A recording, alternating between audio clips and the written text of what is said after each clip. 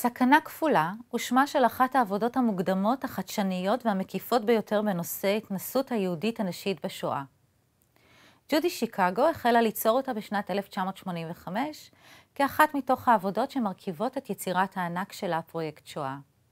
שם היצירה, סכנה כפולה, מתייחס לפגיעות הכפולה של הנשים היהודיות בשואה בשל היותן יהודיות ובשל היותן נשים. העבודה עשויה מ6 לוחות. כל לוח מורכב מצילום מקורי מתקופת השואה שמחובר על דרך הניגוד עם ציור של שיקגו שמייצג התנסות נשית מקבילה מאותה תקופה. בצילומים הגברים הם שנמצאים במרכז האירועים, והם אלה שמשקפים את הייצוג המקובל של ההתנסות היהודית הכללית בשואה שהייתה משותפת לשני המינים. הציורים של שיקגו לעומת זאת מתארים את ההתמודדות הנשית הייחודית עם כל אחת מההתנסויות המופיעות בתצלומי הגברים. אציג עכשיו במהירות את 6 הלוחות ביצירה. נחזור אליהם שוב גם ביחידות הבאות.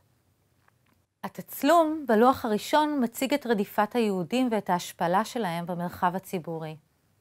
הציור של שיקגו המוצב כנגדו מציג את האופן שבו נשים התמודדו עם הרדיפות, אבל בתוך המרחב הביתי, כשנאלצו לתפור את הטלאי הצהוב על בגדי המשפחה.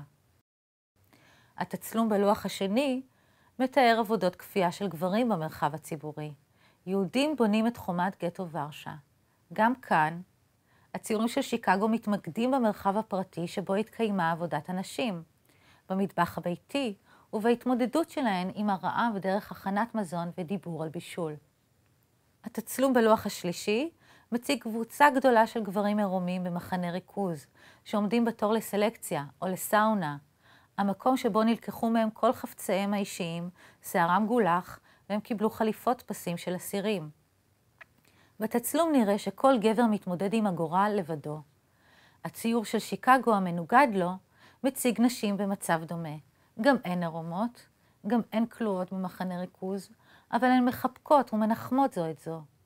שיקגו מציגה סולידריות בין נשים ככלי להתמודדות עם הטרור. בהצגת הנשים הקרחות, שיקגו מציגה התנסות נשית ייחודית נוספת שעולה מן העדויות, אובדן המראה הנשי. התצלום בלוח הרביעי מציג יהודי שנורה בראשו, יושב על סיפו של בור הריגה. כאן שיקגו עוסקת בשיטת הרצח ההמונית שהייתה שכיחה בשלבים המוקדמים של הפתרון הסופי במזרח אירופה. איסוף היהודים אל גיא ההריגה, שלרוב נחפר קודם לכן על ידי הקורבנות עצמם, ובו הנאצים והעוזרים המקומיים היו יורים בהם. הציור ששיקגו חיברה לצילום הזה מציג אישה שתינוקה נלקח ממנה באכזריות, ובכך הוא מתמקד במצוקה הייחודית של אמהות שחזו ברצח הילדים שלהן. התצלום ההיסטורי בלוח החמישי מציג קבוצת לוחמים פרטיזנים. הציור של שיקגו מוסיף עליו. הוא מדגיש את גבורת הנשים, אישה מגוננת על משפחה ונשים שמסייעות ללחימה הפרטיזנית. שיקגו מבליטה כאן לא רק את התפקיד החשוב שנשים מילאו בפעולות המחתרת וההתנגדות בזמן מלחמת העולם השנייה, אלא גם את העמידה היומיומית של נשים בשואה כסוג של גבורה. למשל, גבורת האימהות שדאגו וגוננו על משפחתן לאורך התקופה. במובן הזה, שיקגו משתתפת בהמשגה חדשה של המושג גבורה. הלוח השישי והאחרון מציג תצלום של קבוצת אסירים משוחררים בבוכנוולד, וכנגדו מוצג ציור מצמרר, שמשקף התנסות שהייתה ייחודית לנשים בתקופת שחרור המחנות. אסירות מחנה הריכוז נאנסות באכזריות על ידי חיילים שזה עתה שחררו אותן.